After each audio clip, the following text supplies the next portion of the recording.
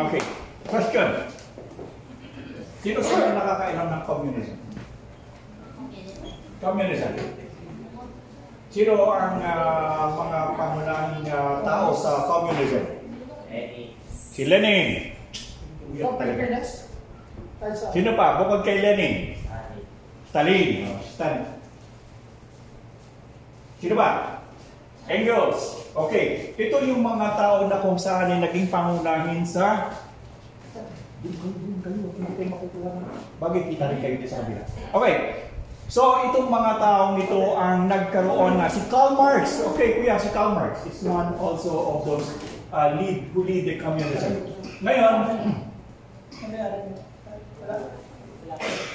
ako! Okay. So, yung communism kasi, anong ibig sabihin ng communism? Saan galing salita ng galing ito? Sa salitang? Salitang? Hindi ko marinig, kuya. Commune. Kaya nga, communism is from the word commune. At dito rin nanggaling yung salitang community. So, ibig sabihin ng community is group, togetherness, community. So, ibig sabihin yung palang salitang communism is not really new. Yung itinayo ni na Karl Marx ni na Lenin na communism is basically not new because kung titingnan natin ang communism, it is also community. Ibig sabihin ng community is a group of people living together. That is community. Now, sino ang unang komunista? Sino sa kasaysayan ng mundo ang kauna-unahang komunista? Sino? Ben Laden. Taraboy na paano naging komunista sila. Okay, tingnan natin ngayon kung sino ang kauna-unahang komunista. Makinig na lang yung iba. Asan na yung mga Biblia nyo na naman? Asan yung ating mga Biblia nyo? Pakiibigay. Isa na lang ang magbasa para mabilis.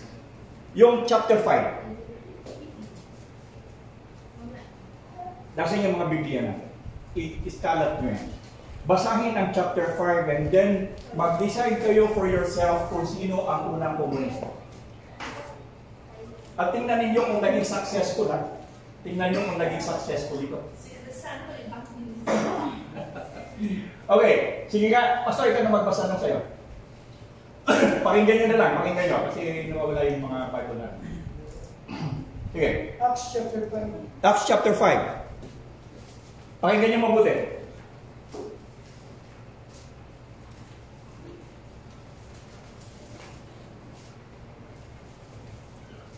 Acts chapter 5, sina Ananias at Sapphira.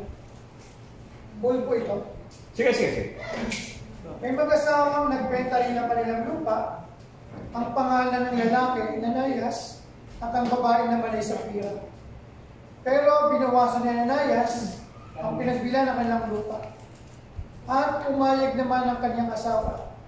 Pagkatapos, binigay niya ang natirang pera sa mga apostol at sinabi, niyang iyon ang buong halaga ng lupa. 3. Agad naman nagtanong si Pedro, Ananias, bakit ka nagpalinlang kay Satanas?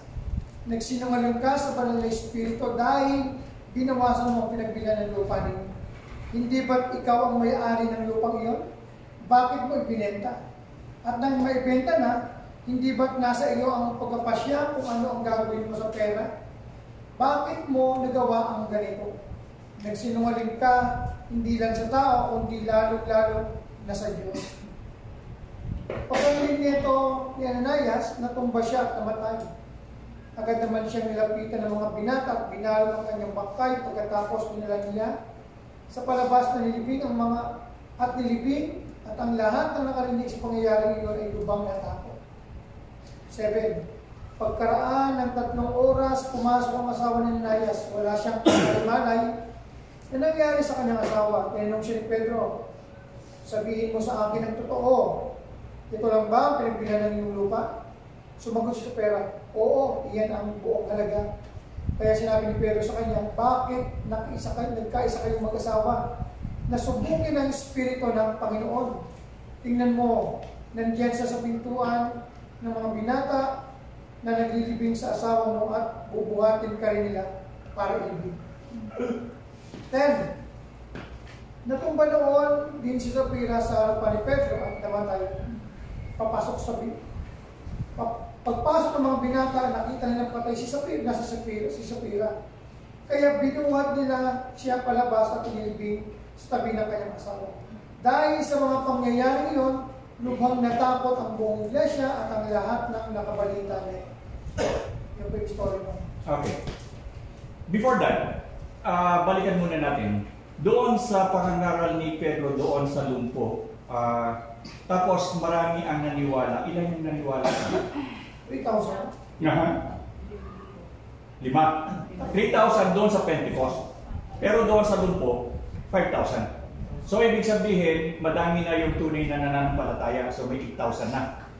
Okay. Now, tatandaan nyo, itong mga Hudyo, wala pang Gentiles dito. So, kanilang tawag doon sa Panginoon, hindi pa Jesus o hindi Kristo o Jesus Christ. Ang tawag pa nila doon ay Yeshua kasi Hudyo sila. Sa Hudyo, ang tawag hanggang ngayon, ang tawag ng mga Hudyo sa ating Panginoon ay hindi Jesus Christ, kundi Yeshua HaMashiach. Yeshua hanggang ngayon. Pag Hudyo ang tatanungin mo, anong pangalan ng tagapagligtas? Yeshua. Kasi Hudyo sila. So, pero pag tinanong mo naman tayo, katulad natin, kasi mga Gentiles tayo, ang tawag natin ay Jesus. So, pareho yan. Ngayon, bahala kayo kung anong prefer nyo, kung anong gusto nyo, Jesus or Yeshua. But of course, considering that Jesus Christ is Jewish, ang tama niya is Yeshua. Anyway, wala namang problem doon. So, ngayon dito. Pagkatapos nito, mga aral, yung mga apostol at saka mga disipulo at saka yung mga mananampalataya, they gathered together as a community. Okay. So, nagpasya sila dahilan sa sila ngayon ay isa ng community. They would like to have na ang pag-aari ng isa ay maging pag-aari ng lahat. Basically, communism. Di ba? Yun yung communism eh. Yung pag-aari mo, hindi mo pag-aari. Kundi ang pag-aari ng isa, pag-aari ng lahat. So, that was the decision nila. Sila yung nag-decision eh. Hindi naman in-impose sa kanila yung decision na sila ay magkaroon ng magbenta at maging isa. So, yun yung kanilang decision. Bakit sila nagkaroon ng decision? Because mapapansin natin, now they are becoming a different kind of group. Di ba? Nagiging iba na silang grupo ngayon sapagkat sila ngayon ay napapahiwalay na doon sa karamihan ng Judaism. Di ba? Kasi Judaism yung religion, pero ngayon hindi na Judaism kasi meron ng Savior eh. Meron na silang Hamashiach eh. Meron na silang Savior eh. Samantalang sa Judaism, by the time, hindi pa dumadating ang Savior. So now they are becoming a different kind of group. Di ba? Kumbaga sana yung nagiging panibagong sekta na sila. Dahil sila ngayon ay isa ng grupo ng mga Hudyo, pero hindi na Judaismo ang kanilang paniniwala, kundi sila'y naniniwala na doon sa tinatawag na the way. Doon sa daan. Di ba? Ano sabi ni Jesus Christ? Ako ang daan. Okay? Actually, lahat ng mga religion, yan din ang ginagamit eh. Path. Ano? Path or the way. At dito, sinabi ni Jesus Christ na I am the way. Kung kaya't yung lahat ng mga bagong mananampalatayang nagkakatipon-tipon ito na sumasampalataya sa Kanya ay binansagan ang daan. Natatandaan ninyo, noong si Apostol Pablo ay pumunta sa Damascus, ano ang kanyang hiningi? Humingi siya ng permiso doon sa saserdote upang habulin niya at pag meron siyang nakita, ikukulong niya. Sino daw yung grupo niya? Yung grupo, sinabi niya talaga kung anong grupo yun. Daan, the way. So basically, the name of the believers, the first name of the believers ay hindi Kristyanismo, kundi the way. Yun ang kanilang unang pangalan. Kaya nga kinuha yan ng dating daan eh. Pero yung dating daan ang dating daan. Yun. Alam ni Soriano yan. Magaling yun eh. Kaya nga lang, hindi naman dating daan katulad na sabi ko. Ang sabi daan lang. Yung kanyang kinuha, dating daan. Pero tama rin kung titingnan mo, pero wala namang pag binasa mo sa Bible daan, wala namang dating daan. Pero he was referring doon. Marunong siya, di ba? Magaling. So alam niya kung ano ang katawagan noong unang mga mananampalataya bago pa doon sa Antioch. Ang pangalan lang ay The Way. So ngayon, itong grupo na to ay nagkaisa sila. Sabi nila, ipagbili natin ang ari-arian at yung lahat ng proceeds ay hahatiin natin ayon sa pangangailangan ng bawat isa. Fair enough, di ba? Dahil yung iba mahirap, yung iba may kaya.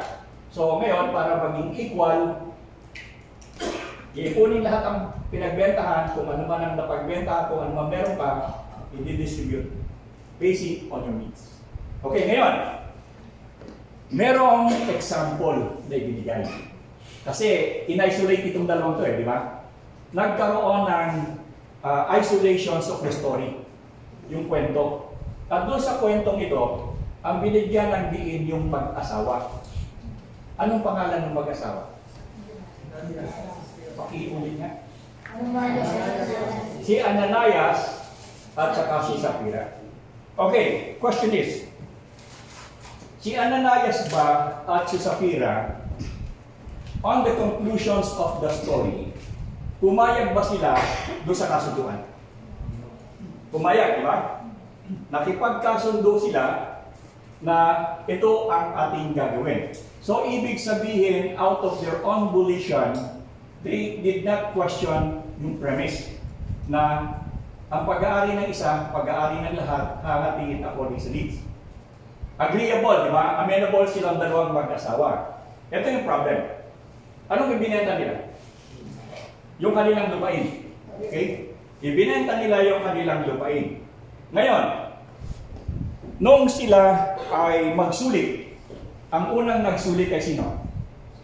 Si Ananias. Okay? Nung magsulit si Ananias, ano ang klaseng pagsusulit na ginawa ni Ananias sa kanyang mga pag-ari-ari? Ano ang kanyang ginawa? Binawasan. Ano ang usapan? Anong usapan? Ibigay lahat. Ibibigay lahat. So, binawasan. Ngayon, nung magkatanungan na, anong sabi ni Pedro? O anong sabi ni Ananias? Nung tanongin siya ni Pedro kung ito ba yung lahat ng iyong pinagbilhan, anong sabi ni Ananias? Oo. Okay. Si Ananias ay nagsabi na, opo, ito yung pinagbilhan. Ang tanong, si Ananias ba ay may karapatan na ibigay kung ilan lamang ang gusto niyang ibigay? Total pag-aari naman niya yung lupain? Yes po. Tama? May karapatan ba siya? Yes. Ano ang kanya sinuway? Ano ang kanya sinuway? Usapan nila. Yung usapan. Okay. Nagkaroon ng usapan na ang lahat ng iyong pag-aari ay ibibigay mo sa samahan. Itong usapan Kung si Ananias ay hindi sumang-ayon, tingnan nyo ha, kung si Ananias ay hindi sumang-ayon, pero sa hindi niya pagsang-ayon siya rin ay nagbigay ng contribution, may kasalanan ba si Ananias? Wala. Dahil hindi naman siya sumang-ayon. In fact, nagbigay pa. Kung magbigay siya, gratitude pa yon. But the problem was, he agreed on the agreement. Ang problema, yung agreement was sacred. Banal yung usapan. Banal yung usapan Kasi kung hindi banal ang usapan, walang mangyayari kay Ananias. Pero dahilan sa merong sagrado, yung usapan na yon, merong epekto nangyari sa kanila. Anong nangyari kay Ananias sa kanyang pagsisinungaling? Namatay. Namatay si Ananias dahilan sa kanyang hindi pagtupad sa usapan. At dahilan sa hindi niya pagtupad sa usapan, sinasabi dito ng kasulatan na si Ananias ay nagkasala kanino? sa Panginoon. Ganun pala yan. Nakita niyo kung ano ang sistema ng simula, tandaan nyo, umaalis tayo sa lumang tipan, pumapasok tayo ngayon sa bagong tipan. These people are now coming up into the New Testament period. New Testamental period dito. At nakita natin dito sa New Testament, merong isang moving factor. Ano yung moving factor na yun? Simula ng Acts chapter 2. Holy Spirit. Ito na yung moving factor eh. Ibig sabihin, ang simbahan ngayon, dahilan sa ang Panginoong Jesus ay wala, ang namamahala ay ang Espiritu Santo. So simbahan, siya ang namamahala. Dahil wala na ang nasa langit ang Panginoong Jesus, ibinaba ang Espiritu Santo at siya ngayon ang namamahala sa simbahan. Now, sabi ko nga, kung hindi nag-agree, si Ananias walang problem. But he made an agreement, but the agreement was sanctioned by the Spirit of God.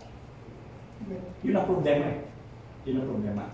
Kaya kahit sa simbahan natin, kapag tayo ay nagkaroon ng agreement, always remember that this agreement is sanctioned by the Holy Spirit because the Holy Spirit is now the one managing the church. Nakuha niyo? Hindi naman yung pastor yun yung mga kaloob lang. But ever since the beginning of church ng Christianity, hanggang sa ngayon, kasi ang sabi ng Panginoon, ang presence ng Holy Spirit administering the church is until the end of the earth of time. Hanggang sa huling panahon. Therefore, even right now, nag-aaral tayo, ang ating klase is sanctioned by the Spirit of God. Hindi tayo naririto dahilan sa nandito lang tayo because the Spirit of God is the one managing this church. So yung sanction ang ating ginagawa.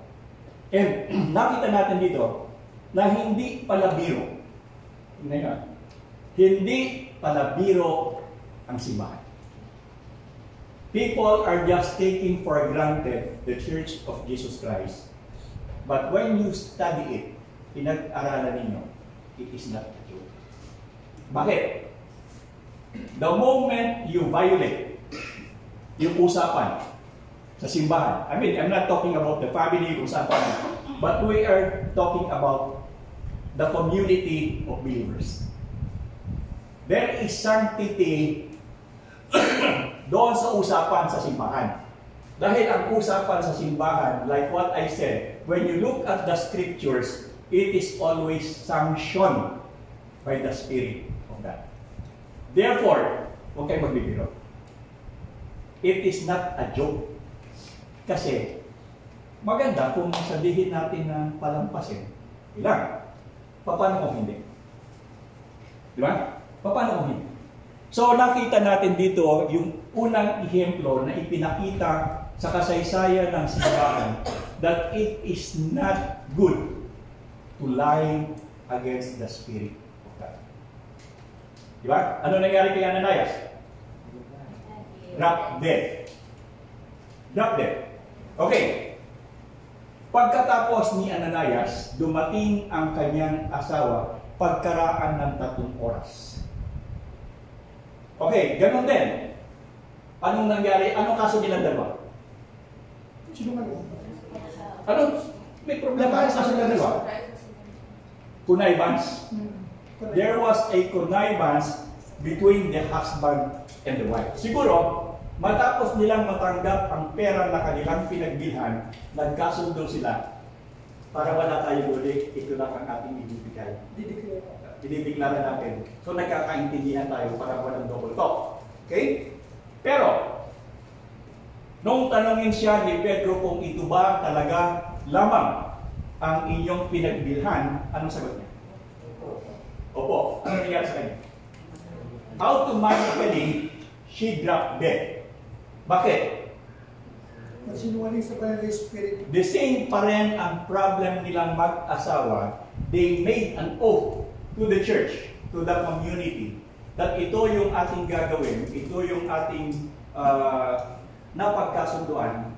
But remember that the oath was not for, yung kanilang kasunduan was sanctioned by the Spirit of God. So anyone who violated the sanctions ng Spirit, automatically nakita natin dito na merong kabayaran. At ang kabayaran ay hindi mura, kundi kamatayan. So mabigat. Mabigat, ano? So nakita natin dito, ngayon palang sistema ng community or communism by the time, it was even defaulted. Kaya hindi mag-succeed eh, di ba? Even communist China or communist Russia before, or yung West Germany or either North Korean, yung communism nila ay nakikinabang lagi yung natuloon sa taas. So it is not perfect. Kasi there will come a time that in this kind of system, there will be covetousness. Ano yung covetousness? Ano yung covetousness? Ang may say covet, covetousness. Pang-uumit. Ibig sabihin, kakabig ka ng pagsarili. Yun ang covetousness. So, even in this system, nakita natin may flaw.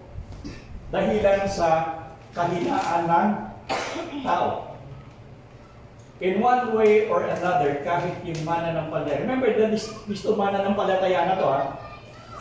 Kasi paano sila mapapasama doon sa community kung hindi sila mananampalataya. So even then, nakita natin, when there is an agreement in the church, Christians should not violate it because it is tantamount to violations on your agreement with the Spirit.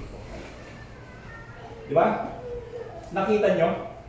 So hindi pala biro yung presence ng Holy Spirit that when you violated the usapan, merong consequences. So even in the church right now, kapag merong usapan, magdalawang isip kayo kung kayo'y mag-a-agree o hindi. Kasi the moment you agree, doon sa usapan sa simbahan, you are bound to fulfill. That is why in the church, it is not being pushed yung 10%. Kasi actually, mas mahigit pa eh. Kasi ang problema nyo, kapag kayo'y nangako, that's why huwag nangako yung mangako. Kasi hindi naman tinutulong sa bagong tipan yan. Yung 10% na yan. Kasi the moment you make an agreement with God, nakakatakot eh. Kasi nakita natin doon sa unang Kristiyano na mayroong consequences. It is not good for us to make an agreement with the church kung hindi nyo rin lang tayong gawin. Mabuti pang wag na. But kung sa tingin ninyo, merong pusong mapaglingkod, tulad ng ating klase kanina, there is no fear that will come to you dahil lang sa alam mo na ang buhay mo ay tinulagawan para sa kanya. And there is no question about it. Kaya lang, katulad ng sinasabi ko, hindi biro ang simbahan. That we might probably just taking for granted, papasok tayo sa simbahan, lalabas tayo, makikinig tayo. Hindi po ganun ang simbahan. Hindi. Nakita niyo? Hindi biro ang simbahan. That is why everybody in the church should behave the way God wants us to behave. Because remember that it is the Spirit of God who is among us and dealing with us sa simbahan. Comprende? Okay. So nakita natin, doon pala sa unang simbahan, bakit inilagay ito ni Lucas? Siguro inilagay ni Lucas ang pangyayari ito dahilan sa gustong ipakita ni Lucas kung ano ang hitsura ng isang simbahan ng Panginoon. Now, nakita na natin na ganito pala ang dapat na maging hitsura ng simbahan ng Panginoon. Now, nagbigay ako sa inyo ng aklat na, anong title? Trinidad ang Paliwanag. Dito, nandiyan din yung Holy Spirit. Okay? Gusto kong bigyan yan, nandiyan yung Holy Spirit. Ang tawag doon sa Holy Spirit kasi is Ruach HaKodesh. No, Ruach HaKodesh. Ito yung, pag sinabing Ruach HaKodesh, ito yung Espiritu ng Diyos na banal. Ngayon, itong Espiritu ng Panginoon natin, the one that we're talking about, is the Spirit. Itong kagandahan, itong espiritu ng Panginoon na ito ay hindi katulad ng ating espiritu.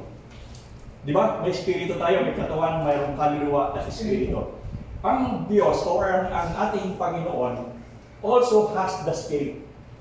Ang kaibahan lamang ng espiritu ng ating Panginoon is that the Spirit of Yahweh, of the Spirit of the Panginoon, ay nakakahiwalay sa Kanya independently. Independently. Yahweh is the same, or Elohim or Adonai. Nandoon siya, and yet ang spirit niya is freely moving. Tayo, kapag ang spirito natin ay humiwalay sa atin at naglagalag ng Kanya, anong mangyayari sa ating katawan? Dedok tayo, patay na. That is the great difference between the spirit of the Lord or Adonai than the spirit of human being. Sa Bible kasi, wala kayong makikitang Trinity. Wala. Even when you study the Council of Nicaea, yung gumawa ng Nicene Script, I believe in God, Father Almighty, Creator of heaven and earth. Pag pinag-aralan nyo dyan, walang sinasabing Trinity dyan. Wala. Pero, ipinapakita yung essence ng tatlo. Pinapakita that there is the Spirit of Adonai, or Yahweh, or God, or whatever. Meron siyang Spirit. Pagkatapos sabi dito doon sa John 1:1, yung verbo, yung salita, and in 14, nagkatawang tao yung salita. So, nandun doon di ba? The essence, and then also, yung presence ng Father. So, pag tinignan mo, merong essence of three Pero walang sinabi sa Bible na they are Trinity. The word Trinity was only a conclusion in the Council of Constantinople in 380 AD. Dahilan sa gusto nilang bigyan ng conclusion. Gusto nilang bigyan ng conclusion dahil sa napakahirap ipaniwanag kung iisa-isahin mo di ba? At kung hindi mo matutuhan agad, mamimiss mo. Malamang na hindi mo masabi yung isa, nakalimutan mo isa. What they did in the Council of Constantinople in 300 AD was to make conclusion that ito ay tatlo sa isa. 3 in 1, and they call it Trinity, and it became a doctrine until now. So, pag tinanong ka ng Iglesia ni Cristo, which is palagi nilang tinatanong, meron ka bang makikitang Trinity sa Bible? Wala. Because the doctrine of Trinity was only nabuo in 380 in the Council of Constantinople to make a conclusion that there is one God in three persons. That was the conclusion. And they call it Trinity until now. Pero kung ako ang tatanungin mo, meron bang Trinity? Ang sasabihin ko sa iyo, wala. But I will explain to you the essence na ito yung Father na meron siyang Spirit na could separate from Him. That is why, until now, yung Spirit niya kasama natin. Diba? At nakita natin dito, nasa yung kanyang ipinadalang na puntong na ang sabi doon ay, bago niya ipadala ang Espiritu, nakita ng mga tao na ito yung umakyat. So, nakita natin the presence or the essence of the Father, na tinawag natin essence of the Son, ang tinawag natin Holy Spirit, nandoon talaga sila. Pero walang Trinity. Walang Trinity, pero nandoon sila. Kaya lang nila ginawa ito in conclusion so that tinali nila yung tatlo, binigkis nila yung tatlo, para madali mo lang makita. Di ba? Naintindihan niyo ako? Yes. Sigurado kayo? Pero, okay ba na sabihin natin yung Trinity na word? As a Christians, believe doctrine. Kung tanongin ka, makita ko sa Biblia mo yan? Kasi wala nga po sa Biblia. Paano natin ito i-explain? Madali yan. Okay. Isulat mo yung salita hangin. Hangin. Sulat mo. Hangin. Sulat na hangin. Hangin. Okay, hangin. Ano nakasulat dyan? Hangin. Nakita mo yung sulat mo? Ito yung sulat na tayo. Hangin. Yung hangin hindi. Yung hangin hindi. Pero nakita mo, sinulat mo na may hangin, pero hindi mo makita kung nasa yung hangin. Yes. You know that there is God, but you cannot see where God is. Di ba? Meron tatlong persona, alam kong meron, pero hindi ko pwedeng sabihin sa'yo kasi hindi ko nakikita. Di ba? I could not see the presence, but when you look at the scriptures, when you read it, you can see the essence. Nandun yun. Ito tayo, as a Christian, paano natin na-explain to? Hindi sabihin mo may clinic, hindi tapos. Ganun pa rin. Hindi, pero kung ako, magiging totoo ako sa katotohanan, there is no such thing. Pero kung gusto mo matapos ang usapan na madali, let's go back to Constantinople ng PAD. Di ba? Kasi that was the conclusion. Now, why am I saying this to you? Bakit ko sinasabi sa inyo? Dahil ayaw ko kayong mabuhay doon sa maling kaisipan. Tama na mayroong Trinidad, but in reality, that was a conclusion of 380 AD in Constantinople. Naintindihan yung ginagawa ko sa inyo? Yes, po. I'm just trying to widen your understanding of the history of the scriptures about kung ano ang pinag-uusapan ng Ruach HaKodesh. Okay. Now, ano ang trabaho dito? Even before in the Old Testament, he was itong Spirit of Yahweh na ito, Spirit of Adonai, siya yung nag-guide sa mga prophet. Siya yung nag-guide sa mga kings. Ito, siya. So, ibig sabihin, even during the time, the presence here on earth, at even nung gawin ito, di ba? Yung Spirit, sabi dito, nung ginagawa ang mundo, ang Espiritu ng Panginoon ay umikot siya. So, nandoon. And even doon sa creation, even during the Old Testament, yung Ruach HaKodesh na ito was present in King David, kay Jeremiah, sa mga priests and prophets, siya yung nagagabay. Fortunately, until now is the same. Hindi nagbabago. So, pag sinabing meron bang Espiritu ang Panginoon, titingnan natin yung sinasabi ng mga Hudyo, tayo naman hindi. Hindi sabihin natin Hudyo, kanila yan eh. Di ba? Hindi naman sa atin yan kasi tayo ay mga hintil. Actually, what our belief is what we call Judeo-Christianity. Sapagkat tayo ay nakasalalay doon sa pananampalataya ng mga Hudyo. Kaya nga tayo ay Judeo-Christianity at wala naman tayo magawa sapagkat si Jesus mismo bilang Hudyo, sinabi niyang ipakalat mo sa buong daigdig at napasama tayo doon. So, Judeo-Christianity yan. So, ibig sabihin, way back, ang Ruach HaKodesh, ito yung tawag ng mga Hudyo to sa Holy Spirit, banal na Espiritu, na ito pala hindi bago.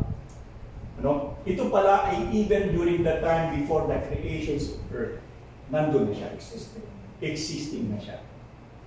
So, it is not good to make an agreement with Him that you will not fulfill. Nakita niyo? Yes.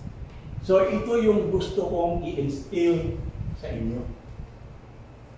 So, nakita niyo na hindi lang pala ganon kadali at hindi lang pala ganon na ang kanya palang presence even from before the creations of this earth, bago pa tayo maging tao, the Spirit of the Lord already existed and He can move freely doon sa kabuuan ng kalahatan. Nandoon siya. So, okay. So, no question tayo kay Ananias at Sapphira. That if you would like to make an agreement with the church, better fulfill it. Kung hindi nyo kaya, then don't make one. Okay? So, Pastor, kung doon ba kayo magsasabi ko, pinipiling namin kayo kayong lahat dapat mag-agree. Eh, paano nag-agree ako sa pilitan? Di ba? Pero hindi natin ginagawa sa simbahan, sa pagkat sa simbahan natin, merong kalayaan. So, ang relationship mo, remember that your relationship is not depending on what the church decree. Your relationship is not basing on what the pastor will say. Ang relationship natin sa Panginoon is one-on-one.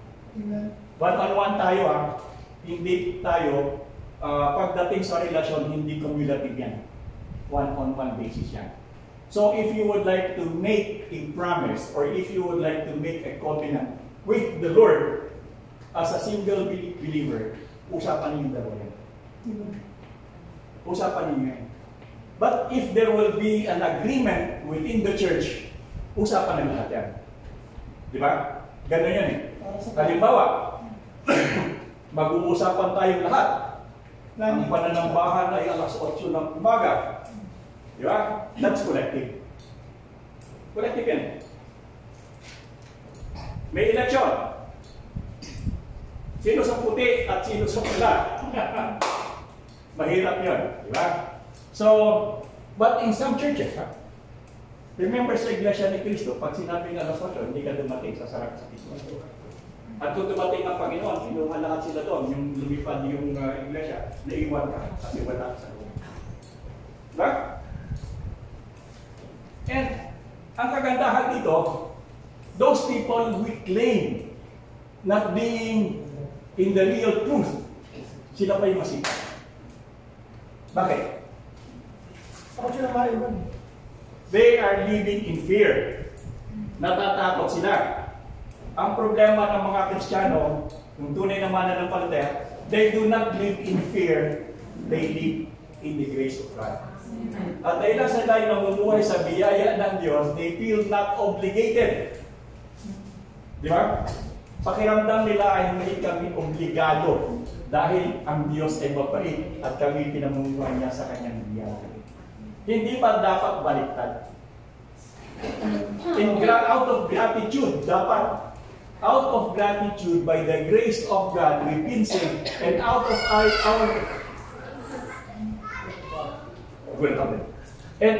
our gratitude, utang na loob natin sa Kanya, hindi ba dapat tayo mas lalong maging masigasig at tapat? Ganon dapat eh. Pero hindi ganon eh. Okay? So, tanggapin na natin na hindi ganon. Okay, let's move on. So, sara na natin yan ha. Close. Naintindihan nyo? Oh, let's go back kay Esteban. Pakibasa uli yung isang kay Esteban. Pastor Ray, pakibasa si Esteban. 7. Para makatapos tayo ng dalawang ano yan. 7 yan. Act 7. 6 ba o 7? 7, sige. Hanggang saan? Sa buhay ni Esteban. Huwag na basahin yung sinabi ni Esteban na mahaba. Okay, so Acts 7 verse 1. Si Stephen ay tinanong ng pinakapunong pari, totoo ba ang lahat ng ito? Sumagot si Stephen, mga kapatid, ang mga magulang pakinggan ninyo ang sabihin ko. Ang maganda at makapangyarihang Diyos ay nagpakita sa ating dinunong si Abraham nang siya'y nasa Walang pasan na natin pastor yan. 6 po. Ha? Yung pagpili po kay Esteban. O, tingin mo na, yung pagpili mo na kay Esteban. Pastor, sandali. Pagpili mo na kay Esteban. Ito yung mga diakono. Now remember, nag-commune na, no? Commune. So, sandali mo na. Nung nag-commune na sila, nagkakasama sila na nanambahan, nagkakasama na sila na nagbabanal na hapunan. Now remember this, ang banal na hapunan nila ay hindi katulad natin ginagawa. Ang banal na hapunan nila ay talagang kainan. Talagang kainan yan. Talagang Christian. Masama-sama, ito yung ginagawa natin. Nasama-sama nagkakainan, yun ang kanilang banal na hapunan. At siguro ginagawa nila yon ng gabi, hindi ng araw. Kasi nga hapunan eh. So sabi nga ng Iglesia, ba't kayo naghahapunan ng alas 12 o alas 11, alas 10? May tanong ko ron. Kasi sabi ko sinasabi rin, yung iba sa inyo, lasing na. Yung iba hindi nakakain. Hindi, I'm going to that point. Ngayon, di ba nagbanal hapunan sila? So ngayon, nagreklamo, kaya nga sinabihan ni Apostol Pablo, yung mga taga-Korinto, yung unang Korinto. Ang sabi ni Apostol Pablo sa kanila, by the way, dito yan, pinagawa ko kay anak, sinubukan ko yung kung po pwede sa booklet eh. Nandito yan. Kasi pag ako magkagawa ng mga lahat. Actually, yung New Testament, tapos na yung lahat nandito. Tsaka yung Ebanghelyo. Pag meron kayo nandito, pwede na kayong magpastor. Wala lang pastoral. Okay. Noong nandoon na sa lumalago na ang simbahan, doon sa Korinto, sa simbahan ng Korinto, nagbabanal na hapunan sila. May nagko-complain. Kasi yung mga mahihirap, kukunti siguro ang dala, yung mayayaman, magaganda ang dala. Baka may lechon, may grape, whatever. Pero sa halip na kainin nila ng pare-pareho nilang kinakain, yung mga mayayaman, itinatabi yung pagkain nila. Sila lang yung kumakain. So sabi ni Apostol Pablo, parang mali. Di ba? Parang mali sapagkat communal nga tayo. Bakit ganyan ang ugali niyo mga Kristiyanong taga-Korinto? Hindi ba ang itinuturo ng Panginoon ay pag-ibig, lahat na ganyan? Bakit ganyan ang ugali niyo? Kaya kinonfront ni Apostol Pablo yung mga mananampalataya doon sa Korinto na mali ang ginagawa ninyo sapagkat hindi ganyan ang tamang sistema ng banal na hapunan sapagkat ang iba sa inyo ay kumakain ng dalanyang pagkain samantalang yung iba na walang pagkain, walang pagkain. Suppose that is Budel fight siguro. Pare-pareho. So, ito yung sinasabi mo, Pastor, na nagkakaproblema doon. So, ngayon, dito kay Esteban, si Esteban, dahil lang sa may kaguluhan doon sa simbahan, ang ginawa ng Espiritu ay nagpapili ng 7. Ano sabi niya? Yung pagpili namin. Verse 3 po. Kaya mga kapatid, pumili kayo ng mga kasamahan nyo. Chapter 6, verse 3 po. Nyo ng 7 lalaking ginagalang, puspos ng Espiritu at patatalino upang ilagay namin sila sa kampuling ito.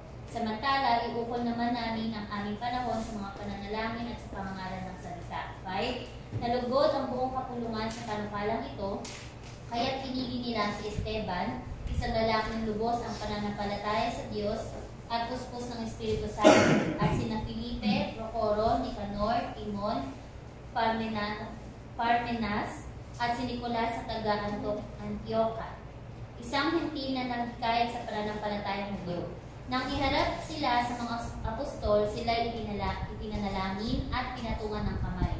Patuloy na lumaganap ang salita ng Diyos at dumami ang mga alagad sa Jerusalem at maraming paring Hudyo ang naniwala sa magandang balita. Pinagpala ng Diyos si Esteban at pinagkalooban ng kapangyarihan, kaya't nakakagawa siya ng maraming kababalaghan at himala sa harapan ng madla. Minsan, nakipagtalo sa kanya ang ilang kasapi ng sinagoga ng mga tinalaya na binubuo ng mga Hudyong taga Cirene, Alejandria, Cilicia at Asia. Ngunit hindi nila kayang salungatin ang karunungang kaloob ng Espiritu kay Esteban. Kaya't lihim nilang sinusulan ang isang lalaki na magpatotoo laban sa kanya ng ganito. Narinig namin nilalait niya si Moises at ang Diyos. Sa gayon, naudyukan nilang magalit kay Esteban ang mga tao, ang mga pinuno ng bayan at mga tagapagturo ng kautusan. Siya ay sinanggaban nila at dinala sa kataas-asang kapulungan ng mga Hudyo. Nagharap sila ng mga sinungaling na saksi laban kay Esteban. Sinabi ng mga ito, ang taong ito ay walang tigil sa pagsasalita laban sa banal na templo at sa kautusan ni Moises. Narinig namin sinabi niya na ang templo raw ay gigibain nitong si Jesus na taga Nazaret at papalitan ng mga kaugilang pinamana sa atin ni Moises. Si Esteban ay pinagmasdang mabuti ng lahat ng nakaupo sa kapulungan at nakita nila na ang kanyang muka ay parang muka ng anghel. Okay. Maganda yan. Ano sabi nila? Si Esteban daw ay nagtuturo na pinapalitan ang katuruan ni Moises. Bakit? Bakit pinapalitan daw? Anong tinuturo ng Panginoon? Kasi ang itinuturo ni Esteban ay patungkol sa Mesiyas at yung itinuturo ng Mesiyas ay hindi pa katuparan ng kautusan. Kung kaya sinasabi nitong mga tao ito na pinapalitan niya. Kasi ang sabi dito, yung itinuturo ng Panginoong Jesus ay katuparan ng kautusan. Nung kanyang itinuturo na yung katuparan ng kautusan, ang sabi ng mga tao, pinapalitan niya. In reality, he was not changing it, but he was just telling the fulfillment of the Old Testament that it is in Jesus Christ, Yeshua HaMashiach. So dahilan dito, ang sabi dito, yung daw mukha ni Esteban ay nagliliwanag. Puspos siya ng Espiritu ng Panginoon. Pag may biglang lumiwanag dito sa isa sa inyo, naku, delikado yun. Puspos ng Espiritu yun. Pero pag nagsisigaw kayo dyan, medyo nanlilisik ang mata, Eh, hindi nasa Espiritu ng Panginoon yun. Yung Espiritu na yun. Anyway, sino si Esteban? Anong sabi dyan? Siya ay isang?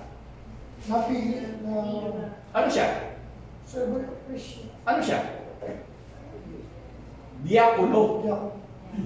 Okay, dalawa kasi ang doon sa Timothy yung mga pastor. Magkaiba yung diakono at saka doon sa mga espiritu sa pastor, presbyter, ganyan. Elder o matanda sa iglesia. Dalawang hati kasi ang tao sa simbahan. Yung mga diakono ay mga pinili yan ng tao, matatalino ang sabi diyan, at mayroong pagkakilala sa Panginoon, at sila ang namamahala doon sa pisikal na aspeto ng simbahan. Kung kaya nagkaroon kasi nagkaroon ng pagpilit ng mga diakono dahil nagkakagulo doon sa simbahan Kung kaya ang Panginoon ay pumili ng 7 at ang isa doon ay si Esteban na ang trabaho nito ay ang pisikal na aspeto ng kongregasyon o ng community of believers. Now, iba naman yung mga pastor, iba naman yung guro, magkakaiba yun.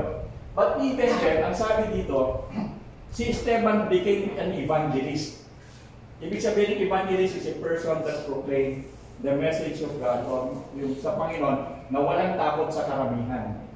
So, Pastor, ano ang nangyari kay Esteban? Diyan, sige, pasahin mo yung after nung kanyang pagsasalita. 54. 50? 54. 54. 754. Nagingkit sa matinding galit kay Esteban ang buong kataas-taasang pagkakunan ng mga Hudyo nang marinig ang mga ito. Ngunit si Esteban, na puspos ng Espiritu Santo, ay tumingala sa langit at nakita niya ang kalwalhatian ng Diyos at si Jesus na nakatayo sa kanan ng Diyos. At sinabi, tingnan ninyo, nakita kong bukas ang kalangitan at ang anak ng tao na nakatayo sa kanan ng Diyos. Tinakpan nila ang kanilang mga kainga at nagsigawan. Pagkatapos sabay-sabay nilang sinuhod si Esteban at kinaladkad siya palabas ng lungsod upang basuhin. Inilagay ng mga saksi ang kanilang mga balabal sa paanan ng isang binatang nangalang Saulo. Tiyo na, isang binatang nangalang Saulo, si Pablo. Okay, hindi pa yung Pablo, kasi binata pa yan. Tandaan nga, inilagay doon sa paanan ng binata. The word is binata, na ang pangalan niya ay Saulo. Now, merong kinalaman niya yung salitang Saulo, binata. Magkaiba yan doon sa Pablo. Magkaiba yan. Siya rin yan, pero dahil ang kanyang pangalan ay Saulo at nagpalit siya ng Pablo, bakit? Pag-aralan natin yan. Sige, diretso niya. At habang binabato nila si Esteban, nanalangin siya ng ganito, Panginoong Hesus, tanggapin mo po ang aking espiritu. Tumuhod si Esteban at sumigaw ng malakas, Panginoon, huwag mo po silang pananagutin ng kasalanan ito. At pagkasabi nito, siya ay namatay. Okay. So, anong naging hinahinatnan ni Esteban dahilan siya ay nanindigan sa pagsasalita patungkol sa Panginoon? Martyrdom. Ano? So, nakita natin dito yung first martyr doon sa pag-uumpisa ng simbahan na itong si Esteban ay walang takot na nagsabi ng tungkol sa Panginoon, even there was a resistance among the people around him. Diba? Merong resistance. In fact, they were saying na kapag nagsasalita daw si Esteban ay tinatakpan nila ang kanilang mga tainga dahilan sa ayaw nilang marinig ang sinasabi ni Esteban. Because it was a heresy, it was an apostasy, it was pagsalangsang doon sa kasulatan. Because sabi ko nga dito, nagkakaroon ng hindi transitions but actually from Judaism, nagkakaroon ng transition ngayon from God, sabihin natin dito na naniniwala sila that there is only one God. Pero nandito dito yung sabi natin, yung ipinadala ng Panginoon yung kanyang anak. So hindi nila kayang tanggapin mo. Hindi nila kayang tanggapin mo. So, dahilan dito, lahat ng sinasabi ni Esteban nakatakip yung kanilang tainga at ang sabi nila dito, meron daw isang binata na nakatayo doon. At pagkatapos inilalagay nila yung kanilang balabal, at nakikita niya, he was a witness to the martyrdom of Stephen or Esteban. Ano ang pangalan ng tao nito? Si Saul. Now, do not be mistaken between Saul and Pablo. Ito kasi yung binata. Now, remember that Saulo became a Pharisee, di ba? Yes. Ang Pharisee kasi dapat may asawa. Hindi ka pwedeng maging Pharisee kung wala kang asawa. That is a pamatayan. So, ibig sabihin, matagal kasi yung distance, di ba? But even then, si Saul kasi, estudyante siya ni Gamaliel. Di ba? Yun ang kanyang so, nakita natin dito, yung span kasi nito, hindi yung kinabukasan. Mahaba kasi yung span yan taon yan Yung pagkakasunod-sunod yan, mabilis lang natin makita kasi binabasa natin ng next chapter, next verse, nandun na. But in reality, yan, span ng time yan, malayo. Hindi yung kinabukasan. So dito, during that time, Saul was still a binata. But we remember, a Pharisee should be married. So na nag-asawa na siya, naging Pariseo na siya, at doon na niya, he started to look for the Christians. Kasi nakita niya, parang nakita niya ng mga baligyata itong mga ito, na kung saan ay binabalik nila yung kautusan. Nagkagawa sila ng panibagong kwento. Di ba? So yun yung reason. Now remember, kaya nga from Saul to Paul. Okay ba yan? Binata siya sa Saul, dito ay Pharisee na siya, at sabi nga sa pamatayan ng Pariseo, hindi ka pwede maging Pharisee kung wala kang asawa. You have to be married. So, isang tao lang yan. Pero binata pa siya doon. During that time na binata siya, hindi pa siya Pharisee. Sa punto po, nasa niyang pag kayo, manatili kayo walang asawa. May asawa siya, wala? Meron na, Pharisee na siya. Ba't sabi po siya na kung wala kayo asawa, manatili kayo walang asawa? Tama yan. Kasi may issue doon ng immorality. Grabe ang immorality. Doon sa issue sa Corinthians, grabe ang immorality doon. Yung asawa ng tatay ko, inaasawa ko. Yung asawa ng tatay ko, inaasawa ko, and yet we are all Christians here. Yung tatay niya Kristiyano, yung asawa ng tatay niya Kristiyano, yung anak ay Kristiyano, pero inaasawa niya yung asawa ng tatay niya. Yun yung issue to sa Corinthians Kaya sinabi ni Apostol Pablo, there is something wrong with you people. Kaya sabi niya, even though sa issue ng palo, kung kaya nyo maging celibate, mag-celibate na lang kayo. Pero kung hindi nyo kayang mag-celibacy, mag-asawa kayo. Kesa naman kayo nagkakasama.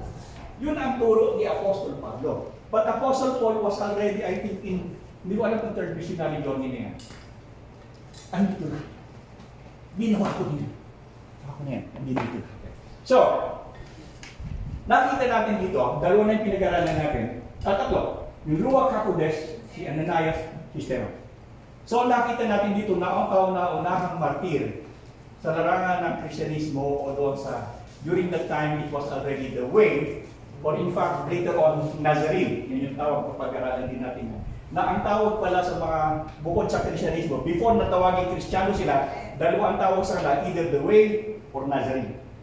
Or either the way, pero yung lahat ng tagasunod ni Apostol Pablo ng mga Hudyo, Nazarene ang tawag sa kanila. Or even yung basta yung kasama ni Apostol Pablo, actually hindi Kristiyano tawag Nazarene ang tawag sa grupo nila. Pero doon sa ibang grupo sa Antioquia, Kristiyano. Sa grupo ni Apostol Pablo, when you go sa Acts chapter 24, Nazarene ang tawag sa kanila.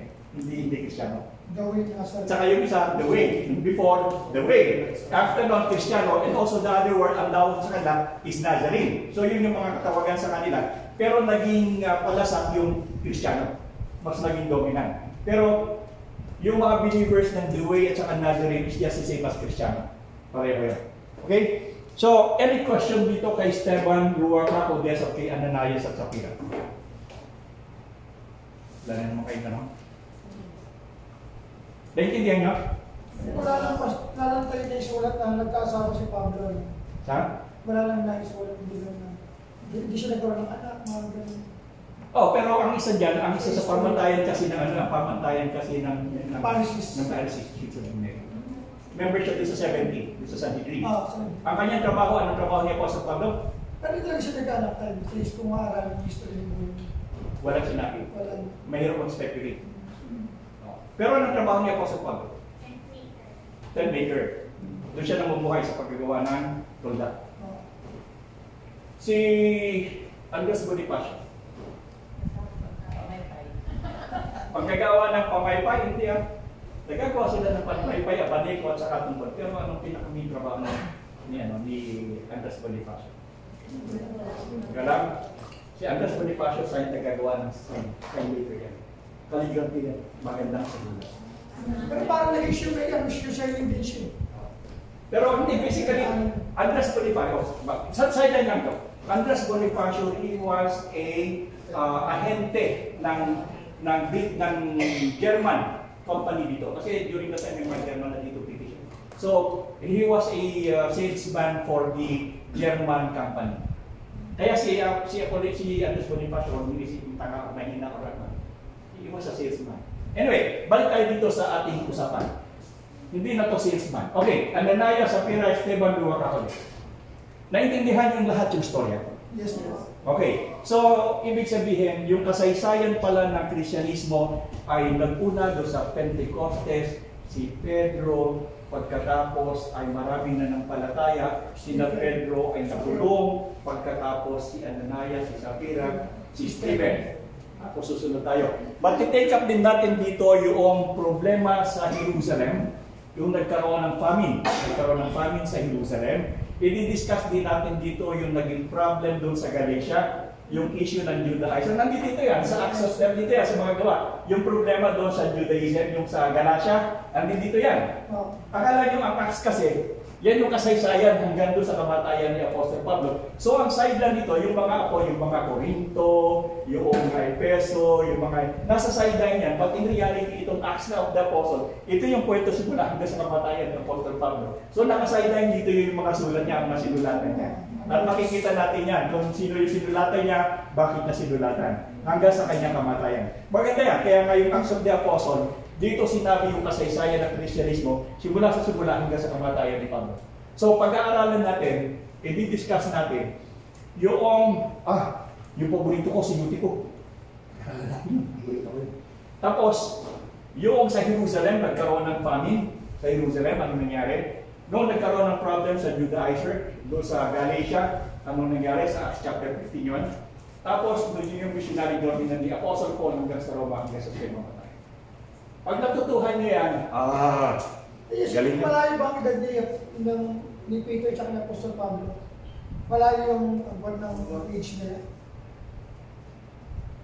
Kasi during that time, binata pa si Apostol Pablo, nangangaral na si Pedro, remember, di ba? Binata pa si Pedro eh. Pero nagpang-abot sila coat in coat. Abot sila sa Rome ng 60 AD daw, but there was no proof na nagsasabi na si Peter nakarating ng Rome. Kasi Galatians, binireview ko niya si Peter eh. Yeah, exactly. Doon yun sa Antioch. Dahil lang sa hypocrite check. Alam niyo, sanguine kasi si Peter, wala tayong magawa eh. So ganun talaga yung mga sanguine eh, pagka-hypocrite minsan. Kasi ako sanguine. Anyway, pasal isang manalangin sa inyo. Siguro mag-ano muna tayo, offering back. Tayo ha, meron kasi may pinupuntahan ng offering nyo ha. Gagawin ng mga defense nyo ha. So may pinagpupuntahan naman yung ating mga offerings, di ba? Sa ating mga regalo. Kailangan natin yan eh, para sa mga materials. Napakabait ni Aina sa atin, ano siya yung gumagawa niya. Yes. Dapat bigyan natin ng commendation.